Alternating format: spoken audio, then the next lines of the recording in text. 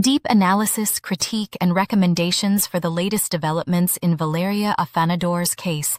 Investigation as of October 3, 2025.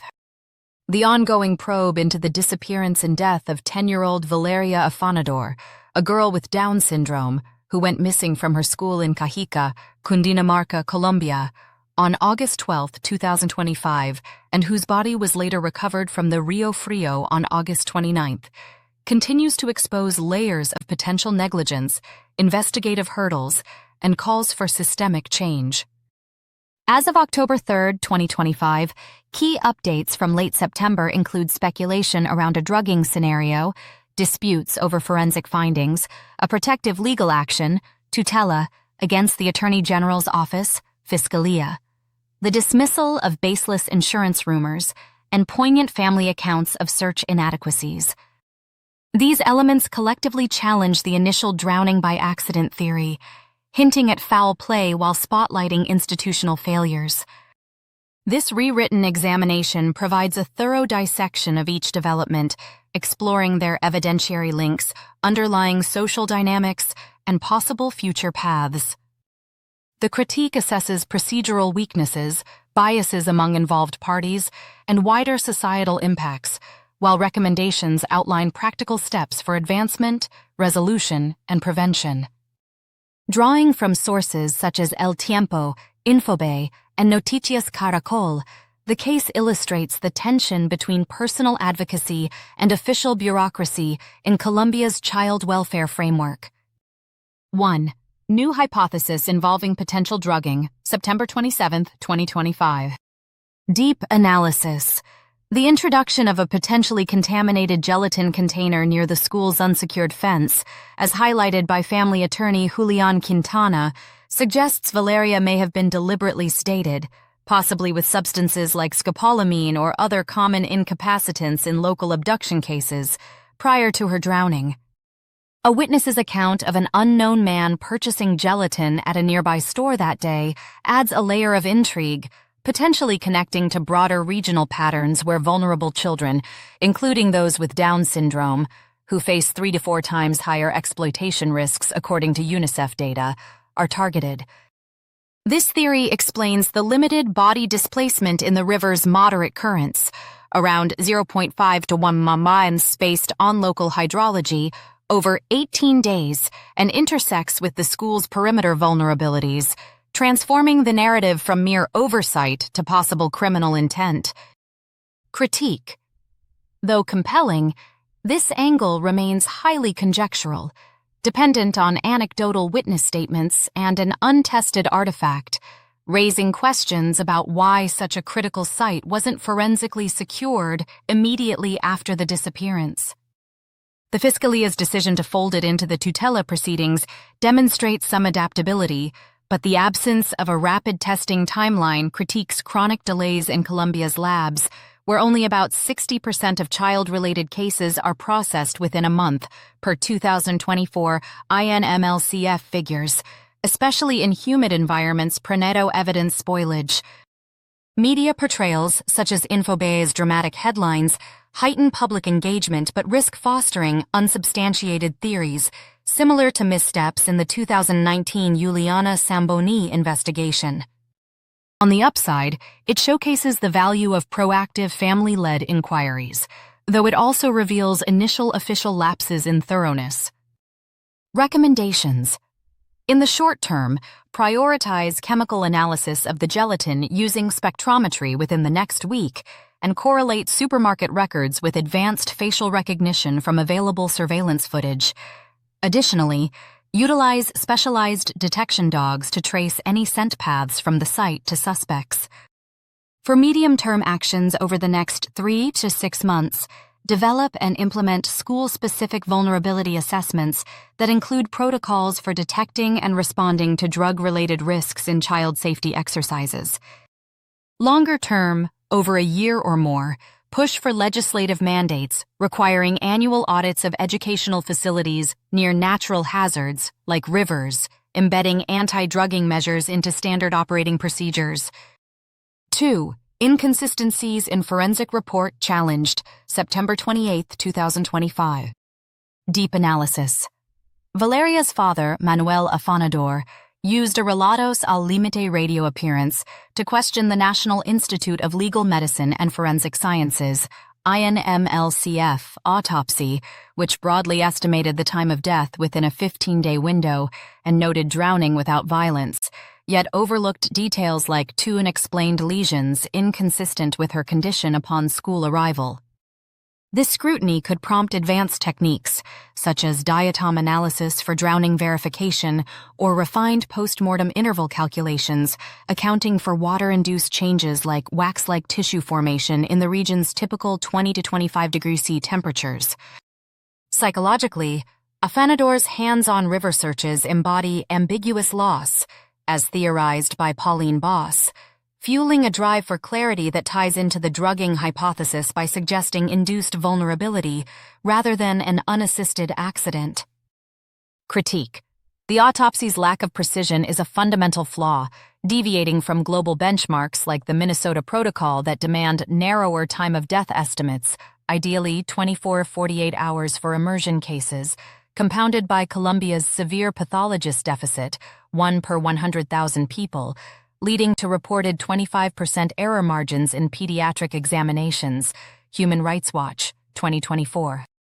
While Afanador's observations add a human element, they carry risks of subjective interpretation, such as attributing lesions to foul play when they might result from post-recovery handling, echoing biases in reopened cases like Madeleine McCann's. The INMLCF's lack of rebuttal perpetuates distrust, and the scheduled October 22nd meeting, while promising, feels unnecessarily delayed, potentially infringing on constitutional rights to swift justice under Article 29. Recommendations. Short-term efforts should include enlisting an impartial international forensic expert through channels like Interpol for a secondary review, leveraging AI-driven imaging to clarify lesion origins by October 22. In the medium term, within 3 to 6 months, provide the family with structured psychological support via the Colombian Institute of Family Welfare, ICBF, to sustain their advocacy amid emotional strain. Over the long term, advocate for a 20% increase in INMLCF budgeting, aligning with 2025 proposals, to establish dedicated units for child forensics, aiming for enhanced accuracy in post-mortem assessments. 3. Tutela filed against Fiscalia, September 27, 2025. Deep analysis.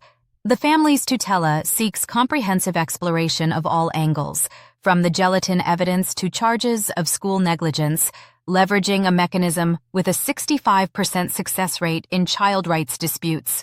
Colombian Constitutional Court data, 2020 to 2025. This could compel the release of withheld school documents and foster a collaborative task force, addressing the perimeter fence's 2-meter gap as indicative of rising school safety incidents in Cundinamarca, up 15% yearly per Ministry of Education reports. Critique.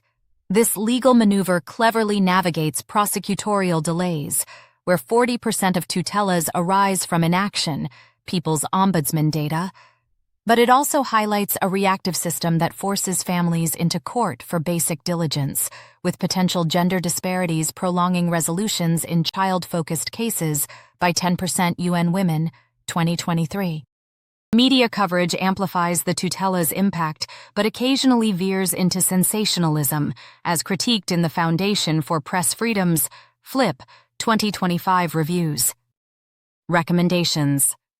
For immediate action, supplement the tutela with supporting briefs from child advocacy groups like Te Protejo to strengthen expert input. In the medium term, the Fiscalia should introduce victim-focused guidelines, including weekly progress reports through a secure online system. Long-term, refine the tutela framework to incorporate automatic multi-stakeholder reviews in high-profile child cases. Ort insurance policy rumors debunked, September 30, October 1, 2025. Deep analysis.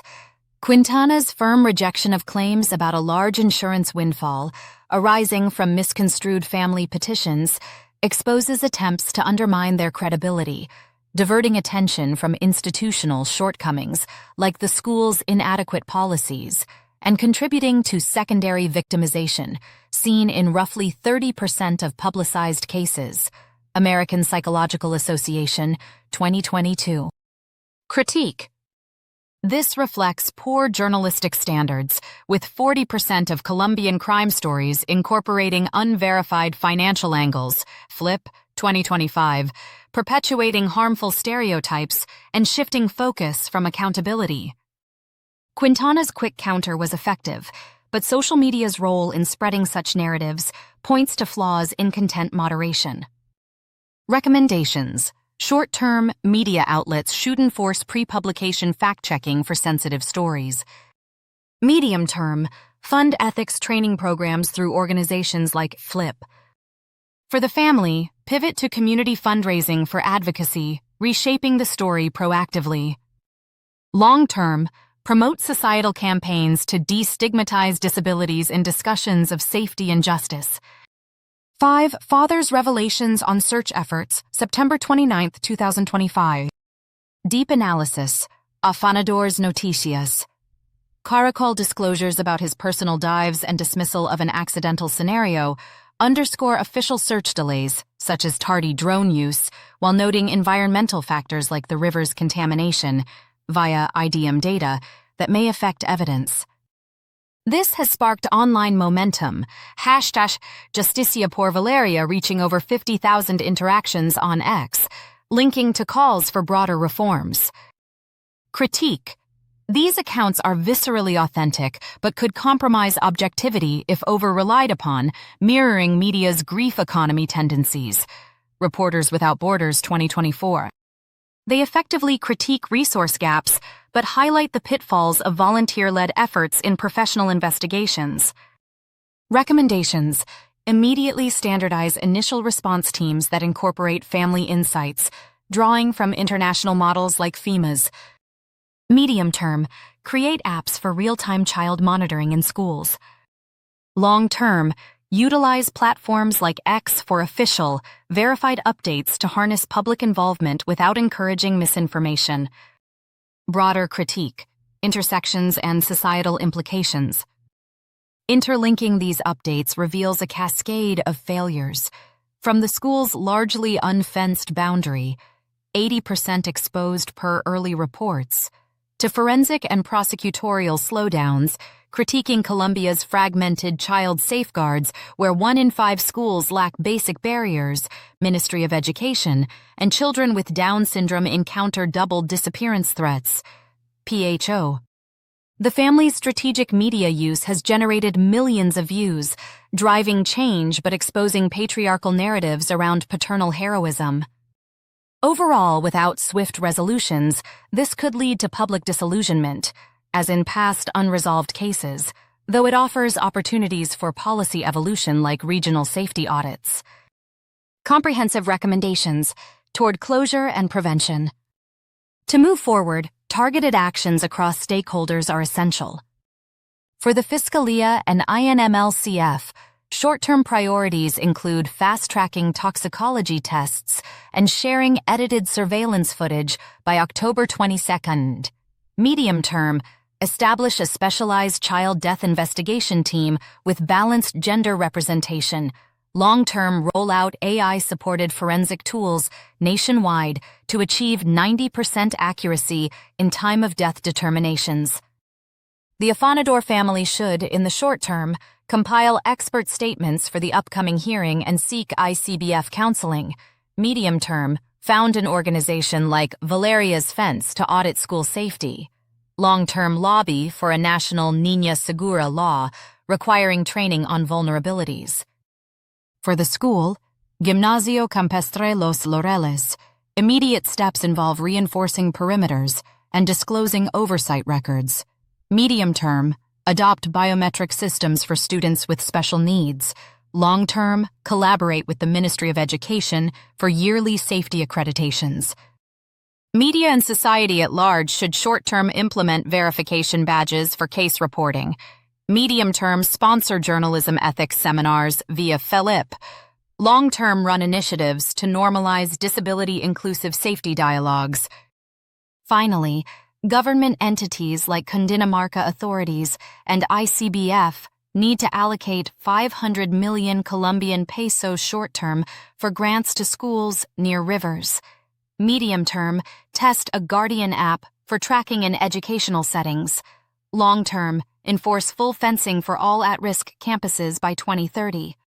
By integrating these measures with compassion and evidence, the October 22nd session could mark a shift from impasse to progress, honoring Valeria through strengthened protections for Colombia's vulnerable youth.